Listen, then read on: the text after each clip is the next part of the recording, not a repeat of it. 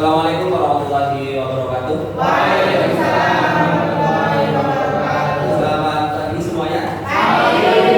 Semuanya. Salam. Selamat ya. Alhamdulillahirobbilalamin. Pertama-tama mari kita berikan puji syukur kepada Allah Subhanahu wa taala yang telah memberikan nikmat sehingga kita bisa bertemu di tempat ini, semoga dalam suasana sehat. Sehat semua? Alhamdulillah. Di akhir jalan serta salawat serta salam mari kita junjungan kepada Nabi Muhammad sallallahu alaihi wasallam. Semoga kita menjadi salah satu umat yang mendapat syafaatnya di yaumul kiamat nanti. Amin. Untuk pada pertemuan kali ini saya sendiri akan melakukan penyelesaian tugas di CGP angkatan 9, diskriminasi budaya positif sekolah. Semoga nanti untuk pada pertemuan kali ini bisa menghasilkan ilmu yang baru, manfaat yang baru untuk kemajuan kita di dalam sekolah ini. Mungkin saya sendiri masih terlalu muda ya, dan saya yakinlah beliau jelas semua itu lebih senior dan lebih kompeten. Tetapi saya diberi kesempatan untuk pada kali ini bisa present dalam 2 bulan ini. Saya mempelajari di CGP, saya ingin present ke teman-teman sekarang. Terus untuk pencapaian umum pada pertama itu memahami konsep pendidikan menurut Indonesia Dewantara dihubungkan dengan konsep budaya dan lingkungan positif di sekolah berpihak pada murid. Jadi untuk konsep pendidikan Ki Hajar Dewantara itu sistem pembelajarannya itu berpihak pada murid. Terus yang kedua, melakukan evaluasi dan refleksi tentang praktik disiplin dalam pendidikan Indonesia secara umum untuk mendapatkan pemahaman baru mengenai konsep disiplin positif untuk menciptakan murid dengan profil belajar baca sila. Terus ketiga, memahami peran sebagai guru untuk membangun budaya positif dengan menetapkan konsep disiplin positif dan berinteraksi kepada siswa. Terus untuk pencapaian khusus yang pertama itu mendemonstrasikan pemahaman mengenai konsep budaya positif yang di dalamnya terdapat konsep perubahan, paradigma, stimulus, dan teori kontrol. 3 teori motivasi, perilaku manusia, motivasi internal dan eksternal, keyakinan kelas, hukuman dan penghargaan, 5 kebutuhan manusia, 5 posisi kontrol guru, dan segitiga restitusi.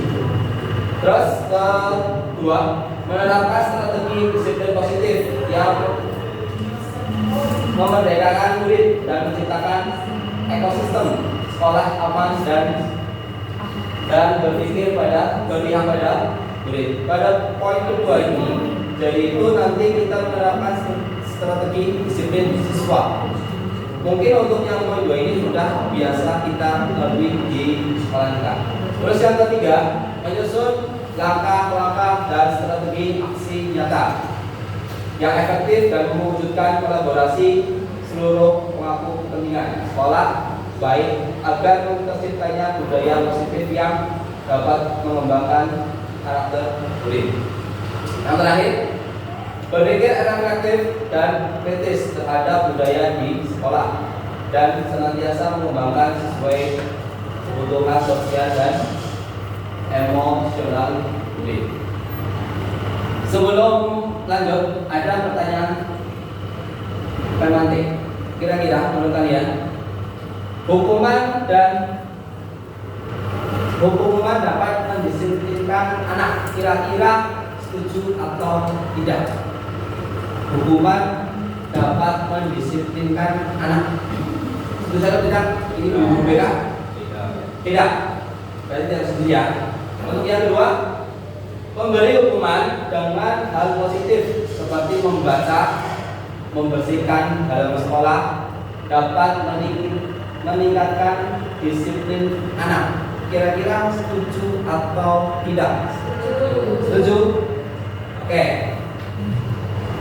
Setuju. Alasannya apa? Oke, memberi hukuman dengan hal positif seperti membaca atau membersihkan halaman sekolah dapat meningkatkan disiplin anak. Setuju atau enggak? Alasannya? Anak akan lebih bertanggung jawab. Anak akan lebih benar. Terus ketiga, memberi penghargaan dapat meningkatkan motivasi belajar anak. Kita setuju enggak? Setuju. Oke. Berarti poin 1 setuju, poin 1 tidak setuju, poin 2 setuju, poin 3-nya setuju. Nanti kita bahas sambil jalan. Untuk yang pertama, disiplin positif dan nilai-nilai kebijakan universal. Oke. Perubahan paradigma. Saya membutuhkan 2 faktor. Satu, yang satunya mungkin boleh. Nah, boleh nih. Silakan. Oh, badan. Silakan Bu Leli dan Pak Denny. Ini Bu Leli Bu Kapini itu nanti menggenggam tangan. Tangannya siapa? Tangannya nanti bayangkan tangannya ini ada barang yang sangat berharga. Ya, yang barang yang sangat berharga dan tidak boleh diminta. Ya pokoknya itu ya. Nanti tugasnya Bu Leli itu bagaimana caranya tangan ini atau barang yang di tangan ini bisa dibuka. Aku kasih. Nah, nanti Pak Denny boleh membuka atau boleh tidak. Gitu ya? Ya. Jadi Bu Leli mau merayu, mau menyuap, mau mengklinik, mau mencium itu boleh. Siapa tahu kan? Nah, ini loh. Oke, siap? Siap. Digenggam.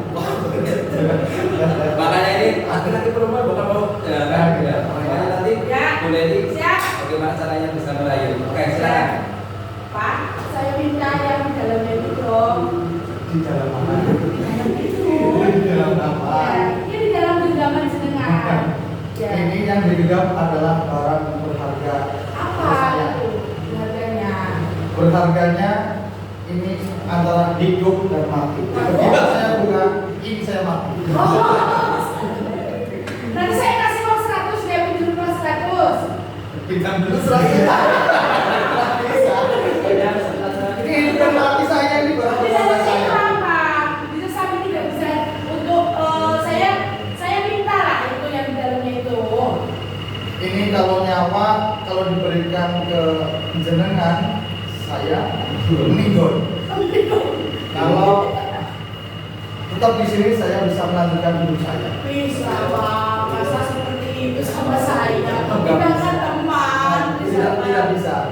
Tidak bisa. Ini harganya mahal. Oh begitu. Ya, harganya mahal. Oh ya sudah, berarti ini saya gimana caranya bisa membuka ini? Ya, apakah saya perlu paksa? Oh gimana? Mau saya berikan triknya? Wow. Mau. Gimana? Kata saya. Enggak, aku telunjuk itu masukkan. Tadi ini Bu. Enggak Bu. Udah itu cara kotornya. Kalau cara kotor jadi udah.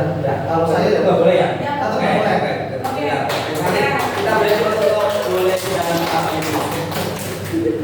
Berarti intinya Pak Denny itu tidak mau memberikan barangnya ke Bu Leli.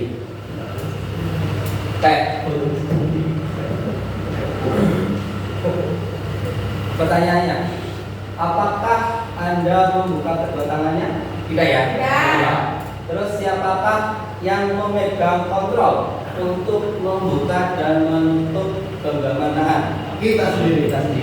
Jadi kita bisa simpulkan bahwa setiap manusia adalah pemegang kontrol atas dirinya kita sendiri. Jadi genggaman tangan itu bisa kita buka, bisa kita tutup, itu yang mengontrol diri kita sendiri. Seperti itu juga ketika kita di sekolahan. Ketika kita mendidik anak itu bukan karena orang lain yang mengontrol, tapi diri kita sendiri. Bisa ketika anak itu mungkin kita lagi emosi, bisa kita luapkan emosi kita atau bisa kita redamkan emosi kita ke anak. Nah, ini perubahan paradigma kontrol, teori pilihan atau ilusi kontrol itu ada 4. Yang pertama, ilusi guru mengontrol murid. Jadi seorang guru itu bisa mengontrol murid. Bagaimana kita bisa menjadikan anak itu ketika yang nakal bisa menjadi yang baik, itu yang mengontrol itu guru. Terus kedua, ilusi bahwa kita dan membuat orang merasa bersalah dapat menguatkan karakter. Saya yakin ini untuk teman-teman BK ini sudah dijalankan. Terus yang ketiga, ilusi bahwa semua penguatan positif efektif dan bermanfaat. Terus keempat, ilusi bahwa orang dewasa memiliki hak untuk memaksa. Benar atau tidak? Jadi misalkan orang tua itu ke anaknya sendiri ketika meminta apapun bisa memaksa tidak diberikan. Ketika itu tidak baik. Terus untuk paradigma stimulus respon, teori kontrol pilihan. Nah, siapa sesungguhnya yang memiliki kontrol? Kita mencoba merubah orang agar berpandangan sama dengan kita. Teori kontrolnya itu adalah kita berusaha memahami pemandangan orang lain tentang dunia.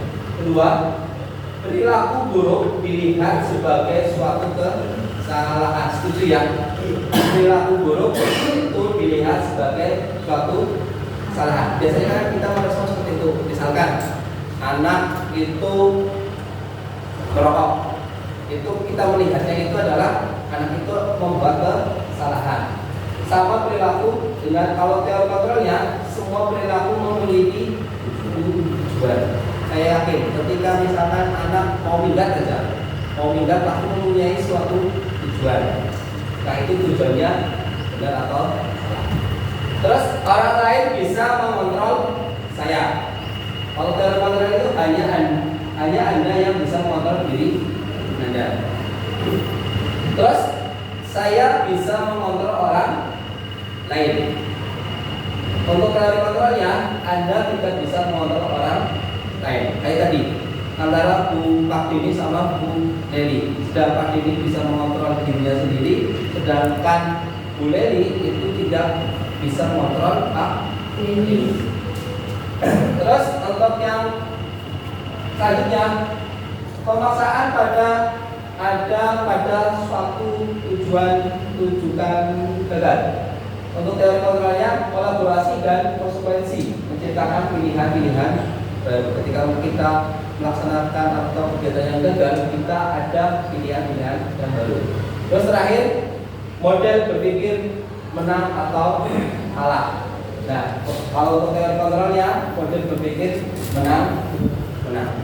Ketika kita melaksanakan sesuatu itu bisa teorinya kita bisa menang, kita bisa kalah. Tapi untuk teori kontrolnya seperti main bola lah, itu pasti ada suatu pertandingan ada menang ada kalah. Tapi untuk teorinya kita harus menang. Terus untuk disiplin positif. Untuk disiplin positif, teori kontrol menurut William Lisgar ini adalah Anda bisa mengontrol orang lain. Hanya Anda yang tidak ini dari sini. Terus untuk yang pertama itu makna dari disiplin. Itu belajar kontrol diri dengan menggali potensi kita agar tercapai tujuan mulia, yaitu sesuatu menjadi seseorang yang kita inginkan berdasarkan nilai-nilai yang kita hargai. Terus untuk sama perilaku semua perilaku memiliki tujuan. Itu teori motivasi untuk menghindari haluan untuk mendapatkan imbalan. Terus yang selanjutnya model berpikir menang atau yang kedua kolaborasi dan konsekuensi menciptakan pilihan-pilihan baru. Itu ada 5 proses kontrol. Yang pertama itu penghalu, terus membuat rasa bersalah, terus teman, terus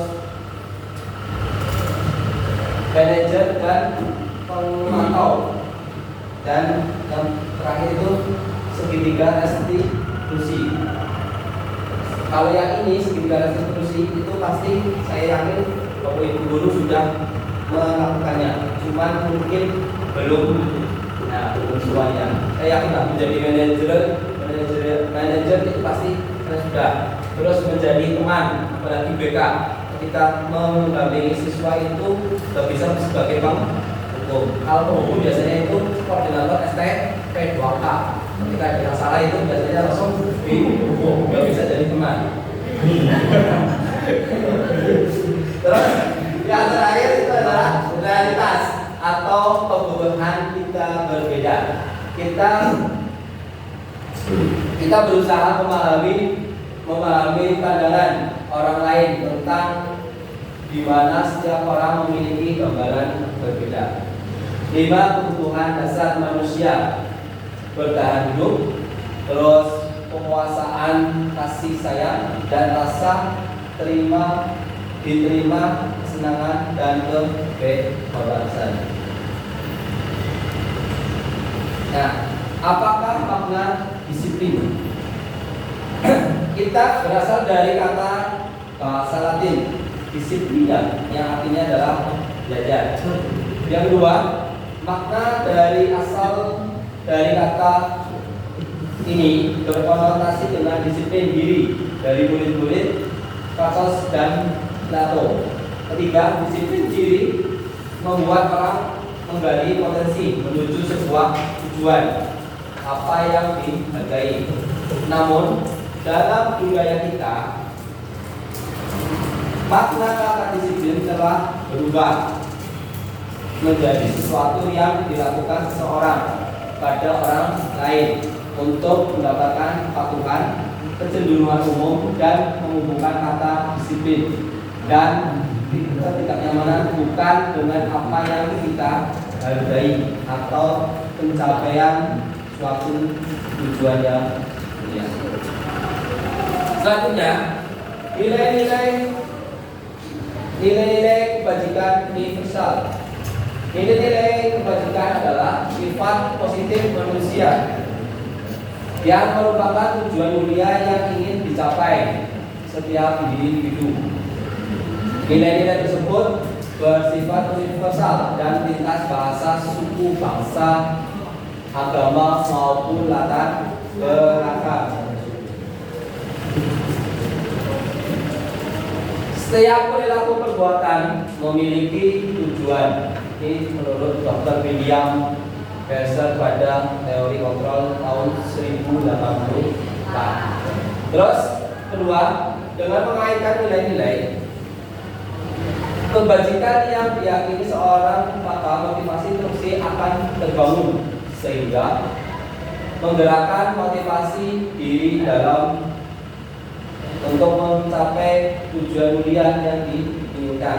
Ini menurut Dan Paulsen tahun 1998. Terus untuk nilai kebajikan yang ingin kita capai oleh setiap anak bangsa, kata kenal dengan profil belajar Pancasila yang ada itu beriman, bertakwa, Tuhan Maha Esa, dan berakhlak mulia. Ini saya hafal semua kan profil Pancasila. Beriman, bertakwa, apa? Terus benar kritis, berkenekaan global, gotong royong, dan kreatif. Ini harus hafal ini. Apalagi suara harus hafal ini. Ya, apalagi ada guru PKN, nggak ada ya. Jadi untuk kita mewujudkan siswa yang berprofil Pancasila itu harus memiliki ini. Kita harus pahami, siswa itu harus beriman. Saya yakin, kayaknya nggak ada yang belum punya agama ya. Saya yakin itu tidak ada semua. Nggak ada yang ateis, Bob. Apa pun dia ateis. Gak ada yang belum dan walaupun kita berbeda agama, saya yakin kita beriman pada Tuhan Yang Maha Esa dan berakhlak mulia. Terus siswa itu harus mandiri. Terus bersyarat kritis. Ketika kita memberikan sesuatu, karena kita harus bersyarat kritis. Terus berbenekaan global. Terus bergotong royong dan kreatif.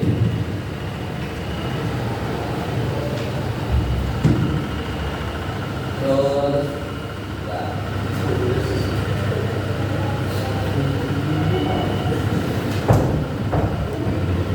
untuk yang kedua, teori motivasi, hukuman dan penghargaan atau dan restitusi.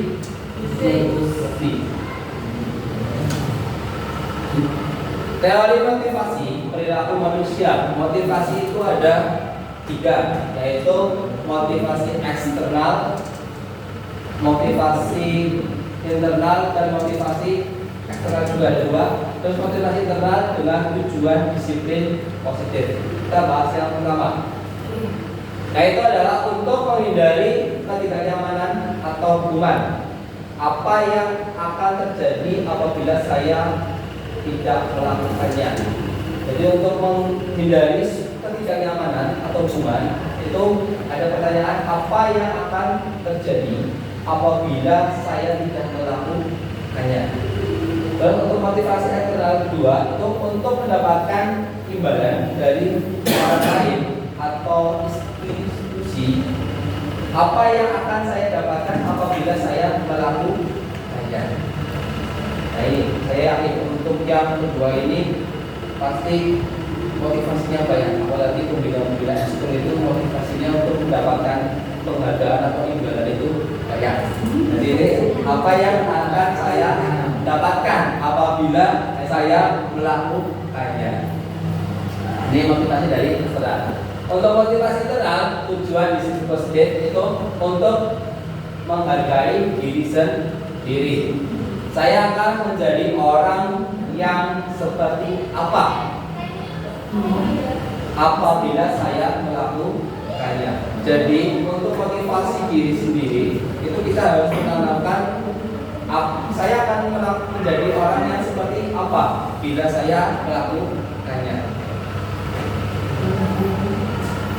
Nah, selanjutnya merdeka. Nah, merdeka menurut Ki Hajar Dewantara itu adalah tidak hanya terlepas dari perintah akan tetapi juga cakap berbuat memerintah diri sendiri.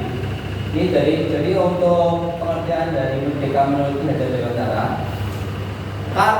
kata merdeka itu tidak hanya terlepas dari kata dari perintah, akan tetapi juga cakap membuat memerintahkan diri sendiri. Jadi merdeka itu kita tidak bisa merdeka dari perintah orang lain, tetapi kita harus bisa memerintahkan diri sendiri kita mau seperti apa. Terus untuk hukuman itu adalah bahwa penghargaan berlaku sama dengan hukuman. Jadi tadi ya untuk yang tematik ya, bahwa penghargaan itu berlaku sama bahwa penghargaan itu berlaku sama dengan hukuman. Dalam arti meminta atau membujuk seseorang melakukan sesuatu untuk memenuhi sesuatu tujuan yang tertentu, dan orang yang meminta atau membujuk dorongan eksternal dan akan ada faktor ketergantungan, beberapa dampak dan pemberian penghargaan. Jadi hukuman itu, penghargaan itu sama dengan hukuman. Kira bisa penghargaan itu sama dengan hukuman. Sedangkan kita berpikir itu kita memberi penghargaan itu apresiasi. Kita coba Tapi kalau dari ini, kalau menurut AD Alfilcon tahun 1993, penghargaan itu sama dengan hukuman. Jadi gini, jadi kita memberi penghargaan ke anak itu kenapa sama dengan hukuman? Karena ketika kita memberi penghargaan itu sama kita memberi apa ya namanya, memberi tanggung jawab lebih kepada anak, harus mempertahankan prestasi anak seperti itu. Nah, dihukum oleh penghargaan ini. Penghargaan menurunkan kualitas, penghargaan mematikan kreativitas, penghargaan mengurangi motivasi intrinsik. Jadi ini dihukum oleh penghargaan. Jadi ketika kita memberi penghargaan ke anak, itu satu, menurunkan kualitas. Jadi bisa anak yang tidak diberi penghargaan itu akan merasa jadi motivasinya itu turun. Nah ini mengurangi motivasi. Dan biasanya ketika anak itu ada yang sudah dikasih penghargaan, biasanya itu yang lain itu akan merasa malas. Dan ini yang sudah dihargai, yang dapat itu penghargaan kayak biasa-biasa aja. Jadi tidak ada motivasinya. Terus bentuk program kebijakan atau apresiasi. Dalam memberikan apresiasi atau pengakuan perlu diingat beberapa hal. Yang pertama itu diberi pengakuan secara khusus. Kedua, diberi pengakuan secara pribadi. Terus diberi pengakuan kepada semua murid berkalian. Terus keempat, diberi pengakuan secara konsisten. Kelima, fokus pada proses. Jadi gini, yang dimaksud ini dalam memberikan apresiasi, ketika kita memberikan apresiasi ke anak, itu kita harus melihat dari 5 poin ini. Yang pertama itu pengakuan secara khusus. Secara khusus itu dari misalkan dari kelas. Dari kelas ini ada yang mendapatkan nilai 90. Itu kita harus pengakuannya khusus dalam materi ini misalkan. Terus untuk kalau secara pribadi berarti nanti guru itu kita memberikan apresiasi dirinya sendiri. Terus untuk pengakuan kepada semua murid. Nah, untuk ini kalau bisa ini nanti kita bergantian, jangan kepada satu murid. Misalkan Andi, ternyata Andi itu potensinya sudah nilai paling tinggi, tapi nanti Fajar itu juga harus kita pengakuan kepada murid itu harus kita apresiasi. Biasanya kalau nilai bisa dari kerapian, bisa dari kedisiplinan dan sebagainya. Jadi jangan hanya menilai atau memberi apresiasi kepada satu anak. Kalau bisa itu gantian. Dan yang paling penting ini harus konsisten. Jangan cuma satu pertemuan atau satu KD kita beri apresiasi, ternyata di KD berikutnya kita tidak. Nanti akan ada menimbulkan, wah, kok saya nggak disebutkan lagi, wah saya nggak tahu nilainya seperti apa. Itu kalau bisa harus konsisten. Terus untuk contoh penghargaan atau apresiasi kebajikan itu satu, pembuka. Kemarin saya memperhatikan. Terus kebajikannya adalah rasa empati atau besar sekali. Empati itu besar sekali. Untuk situasinya pada saat menolong murid baru di kelas kita. Terus yang kedua, saya menghargai. Nilai kebajikannya adalah kepedulian. Terus stimulusnya pada saat kamu membantu orang lain, saat kamu membantu teman-temanmu di tugas kelompok. Terus untuk ketiga, terima kasih untuk, nanti nilai kebajikannya adalah rasa tanggung jawabku. Terus untuk situasinya adalah pada saat kamu memungut kertas yang berserakan di lantai. Oke, ini ada pertanyaan, mari kita jawab bersama-sama. Yang pertama, mencatat 100 kali di dalam buku kalimat saya tidak akan terlambat lagi karena terlambat ke sekolah. Menurut panjenengan itu suatu hukuman atau konsekuensi? Hukuman atau konsekuensi? Hukuman. Hukuman atau konsekuensi? Bisa hukuman, bisa konsekuensi. Kalau hukuman Harus pilih salah satu. harus pilih salah satu. Kalau itu sudah Mas Mbak, nanti kalau misalkan kamu terlambat, kamu akan mencatat 100 kali. Berarti itu sudah perjanjian dengan anak. Kalau ini tiba-tiba langsung dapatkan itu ya berarti hukuman. Ini Tidak ada. kalau ini yang tiba-tiba langsung mencatat 100 kali. Berarti ada hukuman. Oke. Untuk yang kedua, lari mengelilingi lapangan. Hukum basket 2 kali karena terlambat hadir di sekolah. Hukuman? Hukuman? Ya, hukuman berarti hukuman. Terus ketiga, murid diminta untuk push up 15 kali karena tidak menggunakan masker di sekolah. Hukuman atau konsekuensi?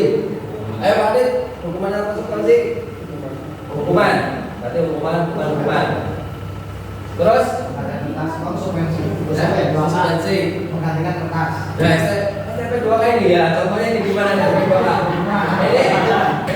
Ini untung ada SMP 2K ya. Nah, menurut ini uji kompetensi.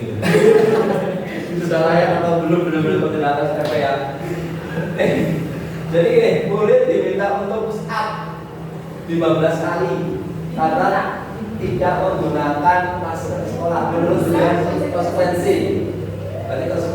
Berarti tidak memakai masker, konsekuensinya itu kita coba lihat ya. Berarti hukuman konsekuensi ya.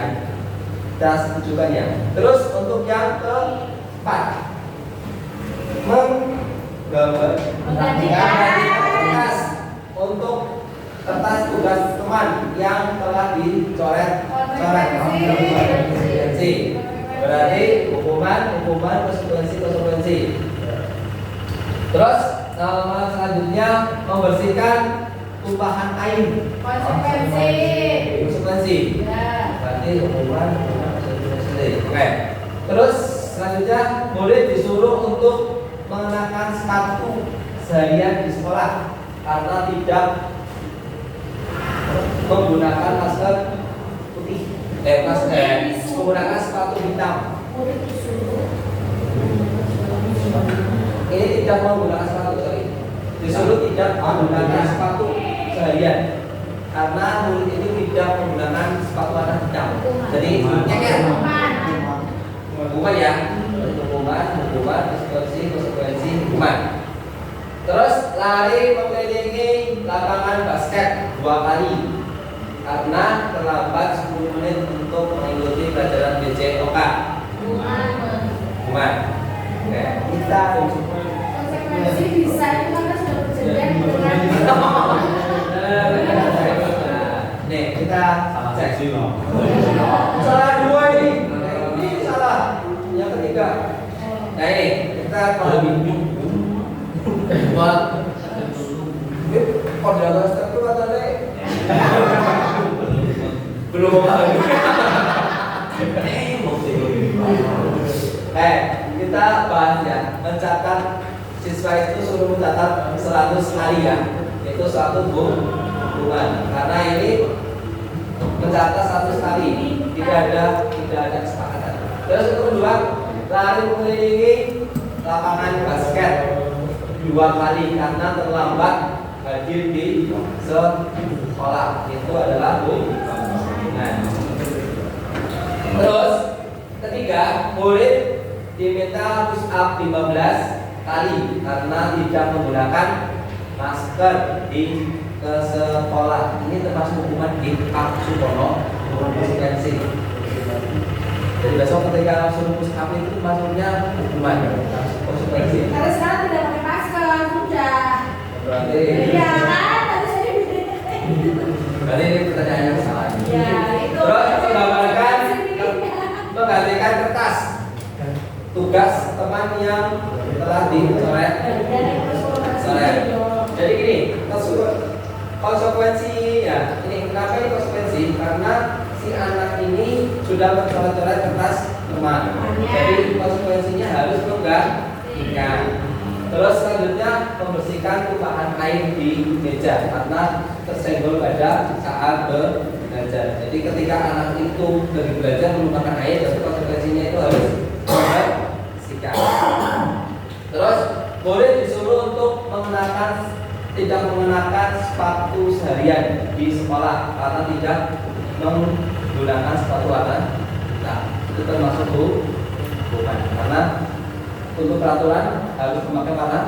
Nah, terus untuk yang terakhir, lari mengelilingi lapangan basket 2 kali karena terlambat 10 menit untuk pelajaran PC. Nah, ini adalah konsekuensinya. Jadi anak itu telah untuk mengikuti pelajaran PJOK itu konsekuensinya harus lari 10.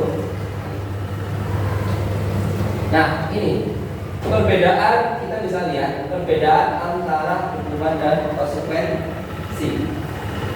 Untuk yang hukuman, sesuatu yang meyakini harus terjadi, meyakinkan harus terjadi. Kalau yang konsekuensi, sesuatu harus terjadi. Terus yang kedua, membuat anak sakit. Pasti ketika push up itu pusing maupun hati untuk jangka waktu yang lama.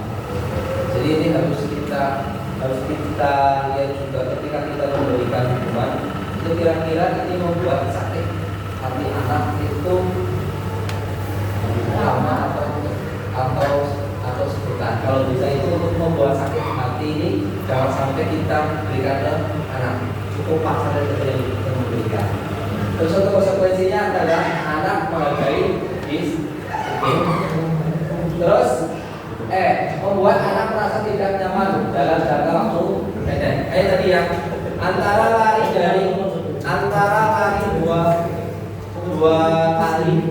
dua kali lapangan basket itu ini.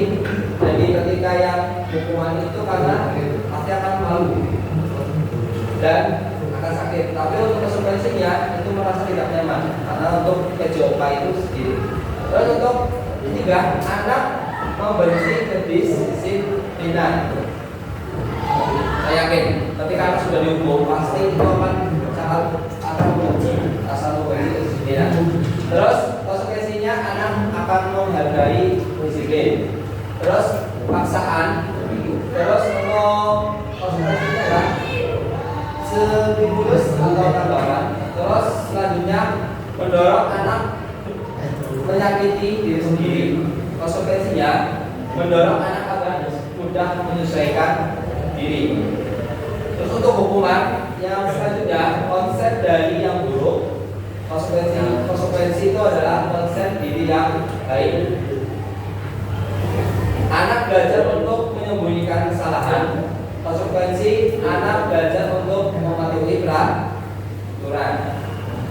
Terus untuk hukuman marah, merasa bersalah, dipermalukan, merasa tak dihargai. Konsekuensi kehilangan hak, dibuat tidak nyaman, diasingkan untuk sementara waktu atau time out. Jadi ini adalah hukuman itu nanti mendapatkan konsekuensinya ini. Jadi ketika kita memberi hukuman kita harus melihat konsekuensinya itu baik atau tidak. Kalau bisa dosa, jangan kita beri hukuman yang kira-kira tidak menyakitkan anak. Saya yakin guru BK kalau memberi hukuman kayaknya gagal jahat-jahat, kecuali Pak Dodi ini. Kamu juga dapat segitu.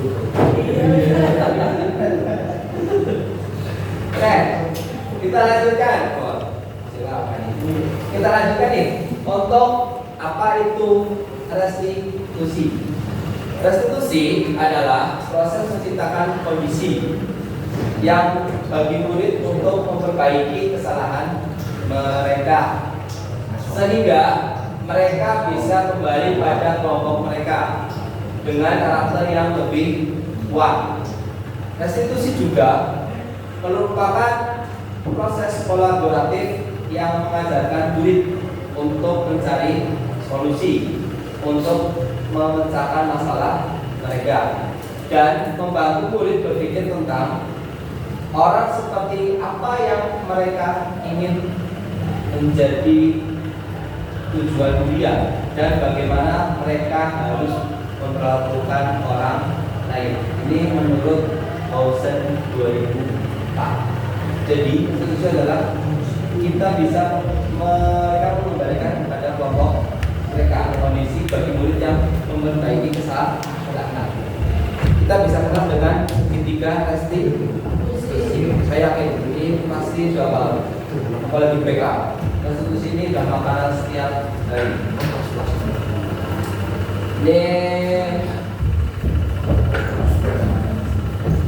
Jadi suatu yang menyakitkan harus terjadi.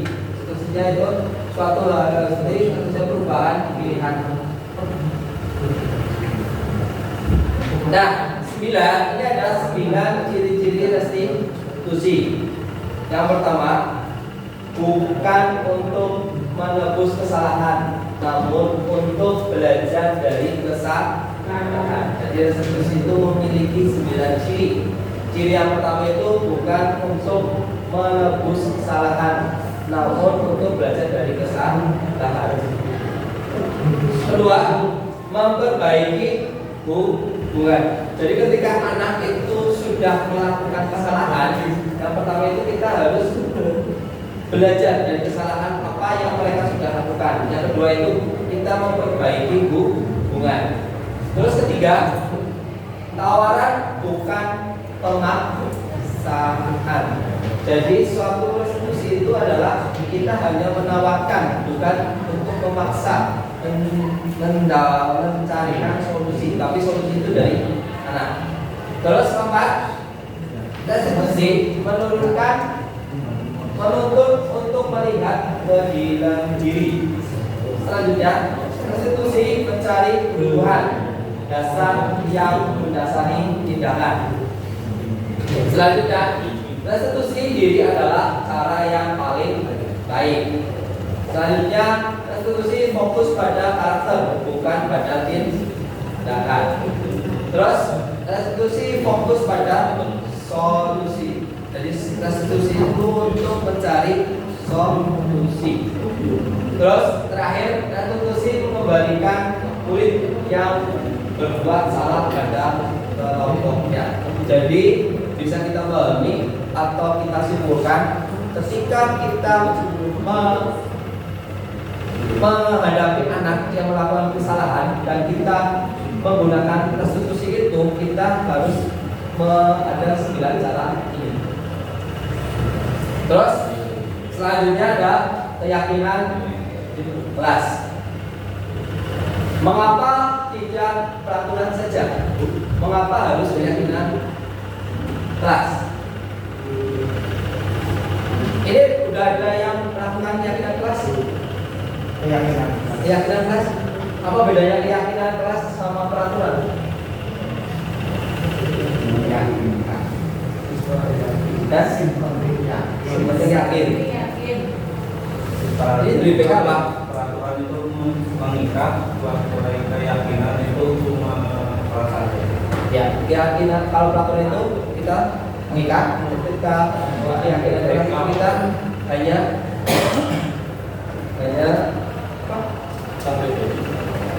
meyakini saja, tidak mengikatnya.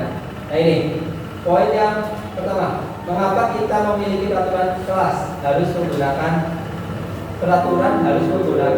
helm? Ada kan peraturan menggunakan helm bila mengendarai kendaraan roda 2. Ini peraturan. Terus kedua, mengapa kita memiliki peraturan tingkat M? Kalau kita itu ada yang namanya 5S. Salam, sapa, sopan, santun. Terus mengapa kita memiliki peraturan harus datang tepat lebih waktu pada saat mengikuti pelatihan atau datang ke sekolah? Untuk mendukung motivasi intrinsik, kembali ke nilai-nilai keyakinan lebih menggerakkan seseorang dibandingkan mengikuti serangkaian peraturan-peraturan. Nah ini budaya positif dari peraturan kelas itu peraturan kelas, keyakinan kelas, lingkungan positif dan budaya positif. Ini kita ibaratkan itu suatu lingkaran.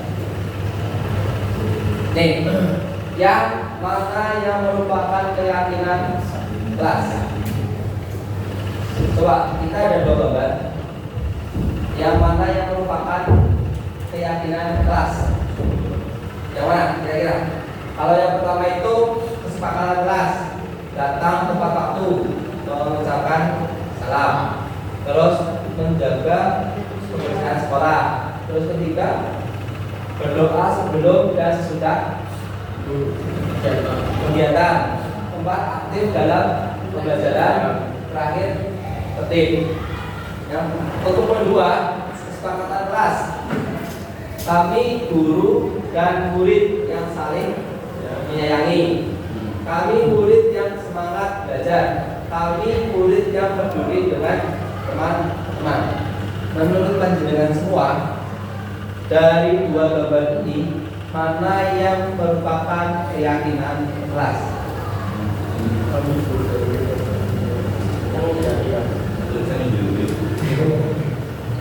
Yang mana kira-kira? Sing yakin yang tulisannya D. Yang sing yakin sing tulisannya D. Sebelah kanan. Oke, sebelah kanan. Jadi ini keyakinan kelas itu jadi tidak hanya di posisi siswa, tapi keyakinan kelas itu dilakukan dengan siswa dan guru. Jadi ini kami guru dan murid itu yang saling menyayangi. Terus kami murid yang semangat belajar. Terus kami murid yang peduli dengan teman. Oke, coba kita tanya dulu. Udah, nah ini selalu kembalikan buku ke tempatnya. Keyakinan kelasnya apa?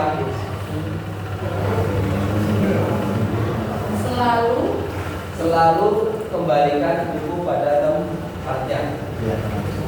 Keyakinan kelasnya apa? Ya, pendulu lagi kan next.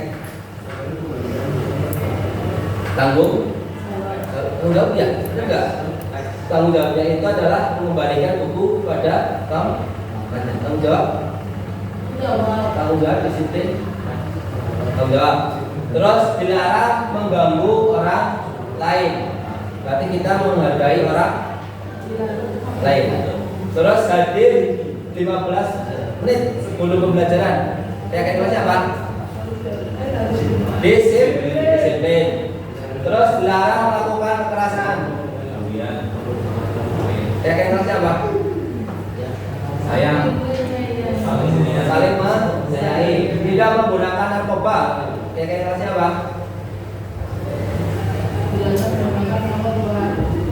Dilarang menggunakan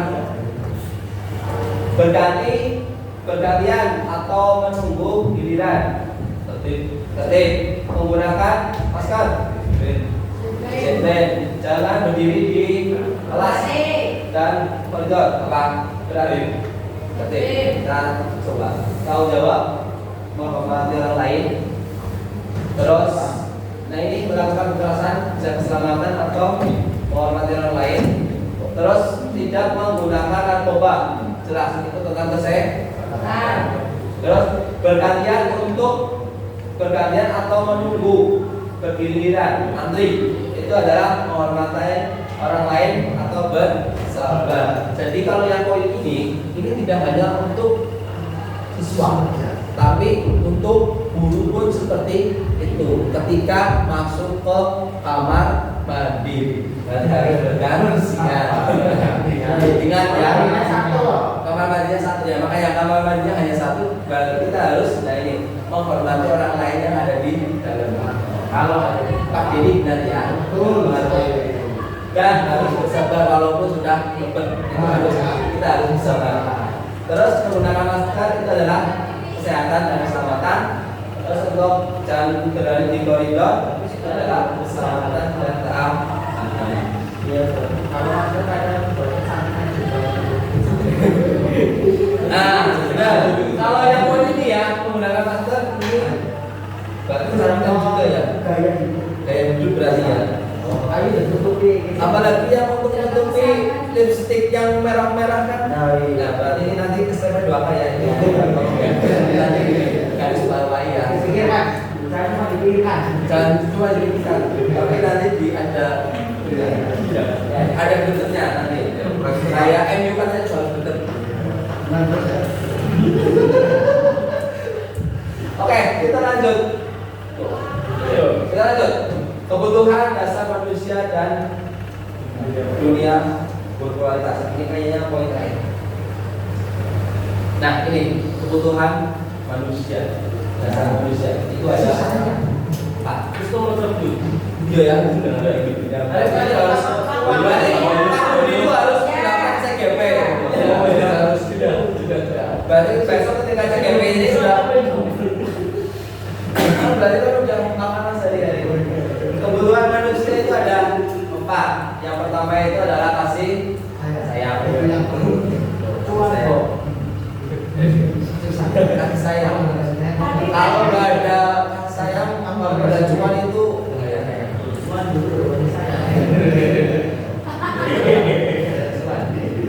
terus kasih sayang. Yang penting jangan kasih sayang dari tetangga.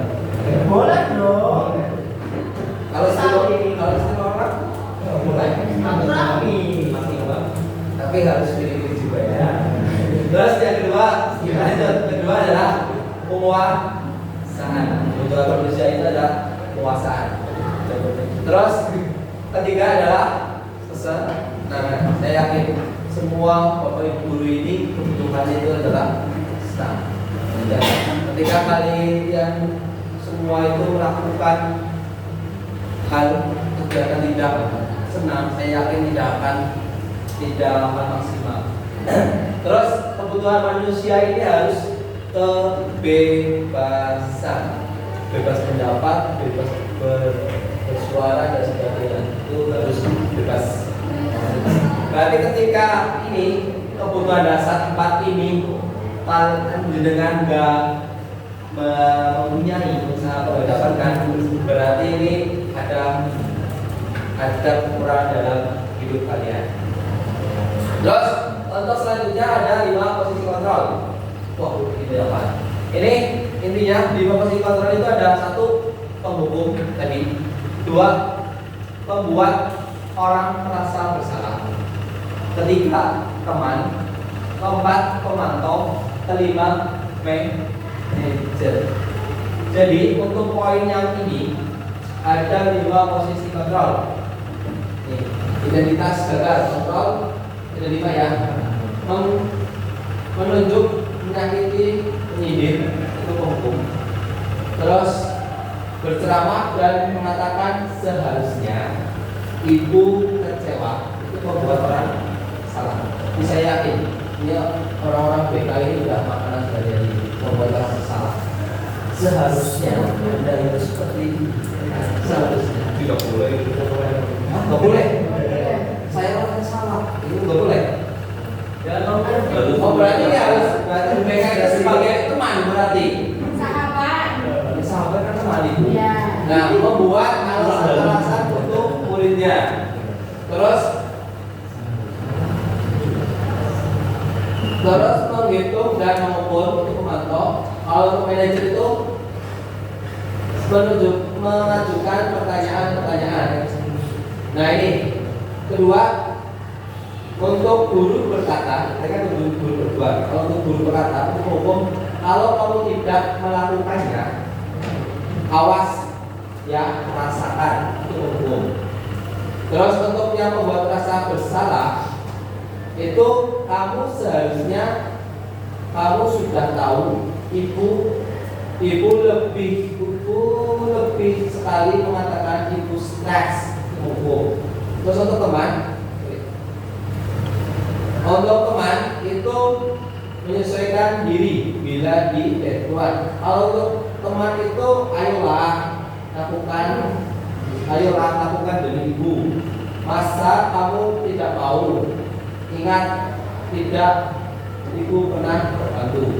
Terus untuk memantau apa peraturannya. Kalau untuk manajer, apa yang kita yakini, apa yang bisa kamu kerjakan untuk memperbaiki masalah ini. Saya yakin untuk bapak ibu rata-rata itu ada di poin 2. Kalau hukum saya enggak, kecuali yang satu. Kalau yang ini kayaknya antara ini. Kalau untuk BK kan antara teman dan manajer, ya kan? Kalau manajer kan pasti pertanyaannya biasanya kan apa yang kita yakini, terus apa yang bisa kau kerjakan untuk memperbaiki masalah ini. Benar. Kalau kata-kata mungkin sebagai pembuat masalah bersalah itu mungkin tidak terlalu halus. Terus, nah ini saya kecewa sekali dengan kamu. Siapa yang mengatakan? Saya kecewa, guru atau siswa? Guru. Kita tidak pernah benar melakukannya. Kita tidak benar. Kamu tidak pernah benar melakukannya. Guru. Ayolah kamu lakukan demi ibu bapak. Apa yang kamu mau mendapatkan? Apakah kamu mendapatkan stiker bintang pada ini? Bagaimana kita bisa menyelesaikan masalah ini? Kamu selalu yang paling tertutup. Jadi ini, saya kecewa sekali dengan kamu. Itu adalah membuat orang bersalah. Saya kecewa sekali dengan Pak Sukono. Itu pembuatan masalah. Terus kamu tidak pernah benar melakukannya. Itu adalah penghukum. Ayolah lakukan demi ibu bapak. Itu adalah sebagai teman. Terus untuk apakah kamu mau mendapatkan stiker bintang pada hari ini? Itu adalah pemantau. Terus untuk manajer itu bagaimana kamu bisa menyelesaikan masalah ini?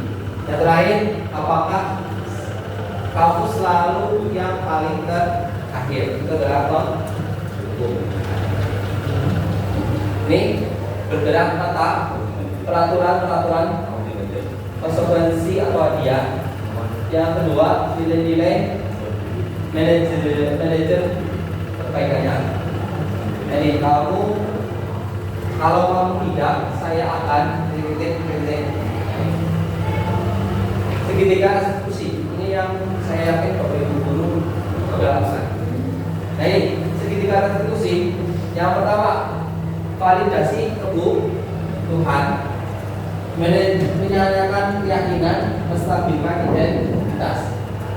Kamu tentu punya alasan mengapa kamu melakukan itu. Mendapatkan cara yang lebih efektif untuk mendapatkan apa yang kamu butuhkan. Terus untuk menstabilkan identitas, setiap orang pasti pernah melakukan kesalahan. Terus kamu bukan satu-satunya yang pernah melakukan ini. Nilai yang telah kita sepakati, kamu tidak ingin menjadi orangnya, kamu ingin menjadi orang seperti apa? Saya yakin ketika Bapak Ibu guru itu menangani anak, itu pasti yang pertama itu menstabilkan identitas. Saya setiap orang pasti saya yakin ketika berada dengan siswa, setiap orang pasti juga Bapak Ibu guru. Tetapi nanti baru ditanyakan. Kira-kira yang kalian sudah lakukan itu sudah benar atau belum? Nanti setelah itu baru kita tanyakan apa yang akan anak itu lakukan untuk mengatasi masalah tersebut. Nih, contohnya. Guru berkata, pembuat kesalahan itu manusiawi, tidak ada manusia yang sempurna. Bapak Ibu juga berbuat salah. Kita pasti bisa menyelesaikan permasalahan ini. Bapak Ibu tidak tertarik untuk mencari tahu siapa yang benar ini. Ini untuk poin pertama itu adalah menstabilkan identitas. Dan kita ketika menghadapi anak yang masalah, stabilkan identitas dulu. Terus untuk yang kedua itu adalah memvalidasi kebutuhan. Biasanya guru berkata, kamu bisa saja melakukan hal yang lebih buruk, tetapi kamu tidak melakukannya. Kedua, kamu pasti punya alasan mengapa melakukan hal tersebut. Ketiga, apa yang penting bagi kamu. Terus keempat, kamu boleh tetap berusaha menjaga sikap itu, tetapi tambahkan sikap yang lain dan baru. Kamu tidak, nah ini, maukah kamu belajar cara lain untuk mendapatkan dan kebutuhan tanpa harus memukul? Nah ini. Untuk menanyakan keyakinan, apa nilai yang kita percaya di kelas atau sekolah, nilai-nilai universal yang telah disepakati, terus kelas yang ideal untuk seperti apa, terus kamu ingin menjadi anak seperti apa yang kamu rasakan ketika kamu melakukan itu, menjadi orang yang seperti apa. Nah ini untuk interstik 30 detik. Udah 1 jam belum mas? Udah ya? Oke, ini ada ini nanti adakah kamu ingin berbuat lebih baik? Ini ada beberapa pertanyaan, terus refleksi. Untuk pertemuan pada kali ini, hal baru apa yang mengubah paradigma yang saya dapatkan? Terus perasaan apa yang muncul selama mengikuti sesi ini, khususnya mengenai makna positif interstik. Terus peran kamu seperti apakah yang saya lakukan selama mengikuti modul ini? Terus saya akan menjadi omong yang seperti apa? Apakah setelah modul ini? Nanti silakan refleksinya ini nanti bisa dengan semua tuliskan nanti di video saya. Kalau enggak nanti lewat WA ya tidak apa-apa. Nanti ini bisa difoto terus nanti dikirim ke saya. Itu ya. Oke, terima kasih.